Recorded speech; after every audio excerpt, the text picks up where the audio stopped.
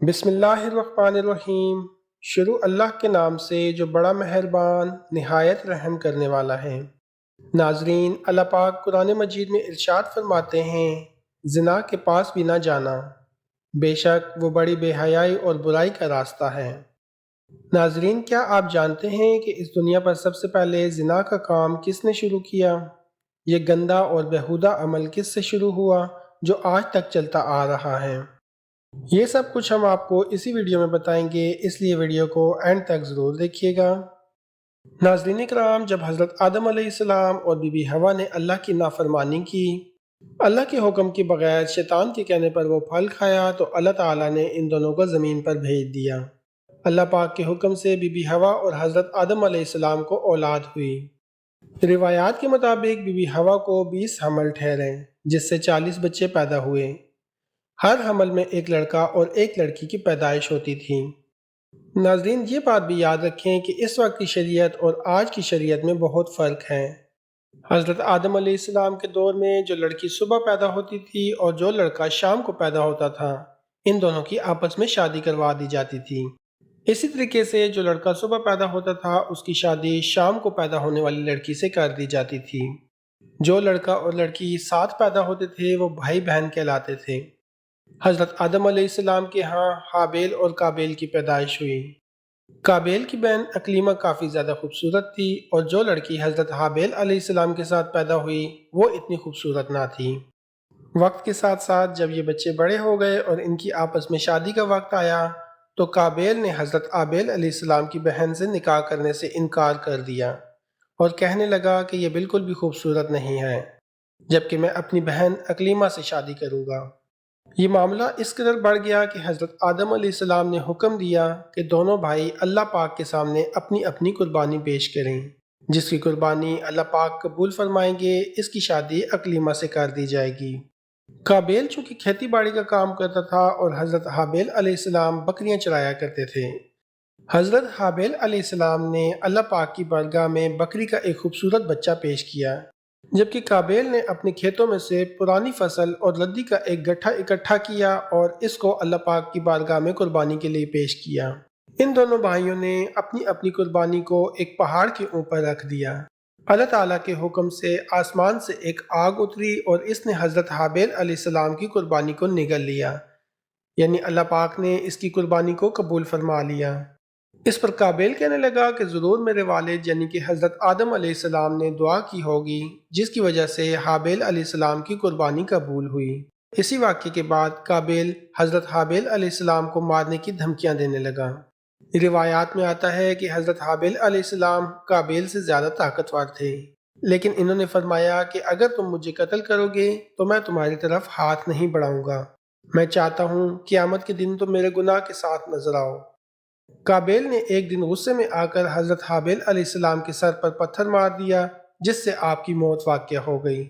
حضرت حابیل علیہ السلام کو قتل کرنے کے بعد قابیل کافی زیادہ پریشان ہوا اور حضرت حابیل علیہ السلام کی لاش کو اپنے کندھوں پر اٹھا کر کئی دنوں تک پھرتا رہا۔ ناظرین کرام، یہ تاریخ کا وہ پہلا قتل تھا جو کہ دنیا میں کیا گیا۔ قابیل کو یہ سمجھ نہ آتی تھی کہ حضرت حابیل علیہ السلام کی لاش کو کہاں ٹھکانے لگائے۔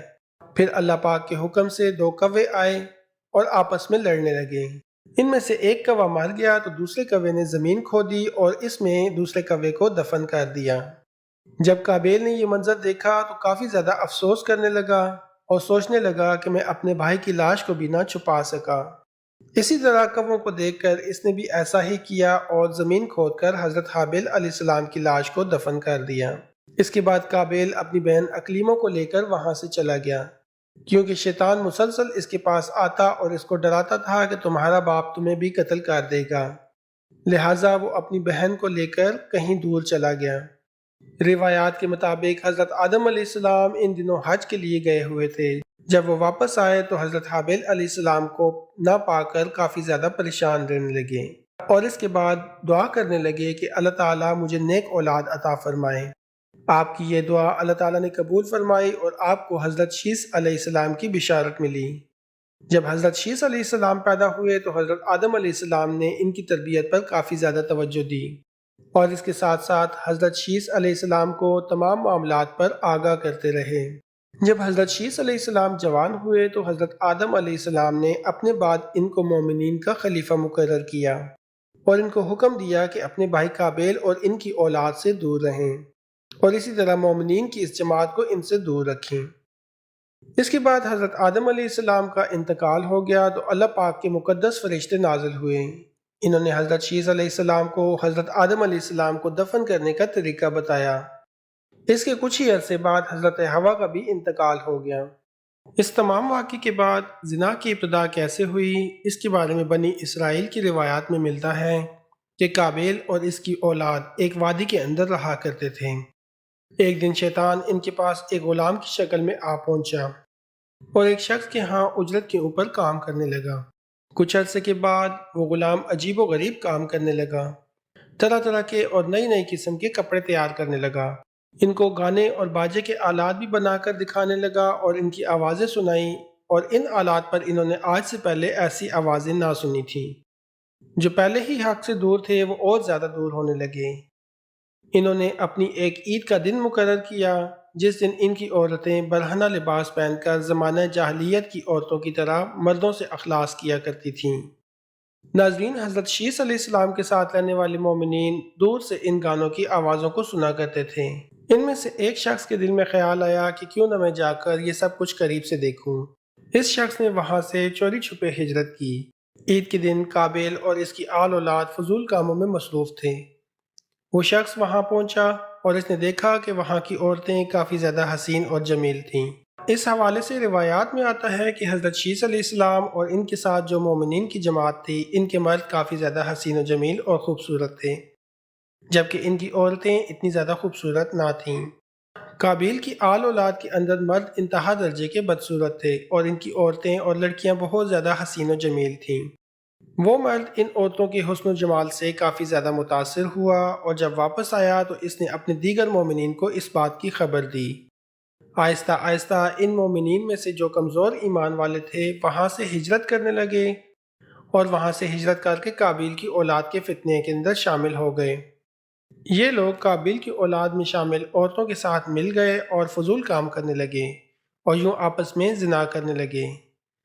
اس طرح سے زنا جیسے کبیرہ گناہ کی ابتدا اسی زمانے میں ہوئی۔ ناظرین محترم، روایات میں آتا ہے کہ حضرت شیث علیہ السلام کے ساتھ رہنے والے مومنین کی تعداد کافی کم ہو گئی، جبکہ قابیل کا گروہ کافی زیادہ طاقتور ہو چکا تھا۔ وہ اپنی بستیوں کے اندر فتنہ اور فساد پھیلاتے اور اپنی بستیوں سے نکل کر حضرت شیث علیہ السلام کے ساتھ رہنے والے مومنین کو قتل کرتے اور ان کو طرح طرح کی تکالیف دیا کرتے تھے۔ اس طریقے سے پہلے انسان کا قتل، انسان کو دفنانے کا طریقہ اور زنا کی ابتدا وغیرہ اسی دور میں ہو چکی تھی۔ اگر حقیقت حال پر غور کیا جائے تو زنا کی ابتدا اسی وقت ہو گئی تھی جب قابیل اپنی بہن اکلیمہ کو لے کر وہاں سے رخصت ہوا تھا اور اس نے اکلیمہ کے ساتھ ناجائز رسم و رواج قائم کر کے اپنی آل اولاد پیدا کی تھی۔ ناظرین محترم، یہ تمام روایات بنی اسرائیل سے لی گئی ہیں، جس کے بارے میں حضور اکرم صلی اللہ علیہ وآلہ وسلم نے ارشاد فرمایا، جب تم بنی اسرائیل کی روایات میں سے کوئی روایت سنو، نہ اس کی تصدیق کرو نہ اس کی تکذیب کرو۔ ناظرین، یہ تھی ہماری آج کی ویڈیو۔ اگر آپ سب دوستوں کو اچھی لگی تو ویڈیو کو لائک ضرور کیجیے گا اور اس کے ساتھ ساتھ چینل کو سبسکرائب کر دیجیے گا۔ آپ سب کا بہت شکریہ۔ اپنی دعاؤں میں یاد رکھیے گا۔ اللہ حافظ۔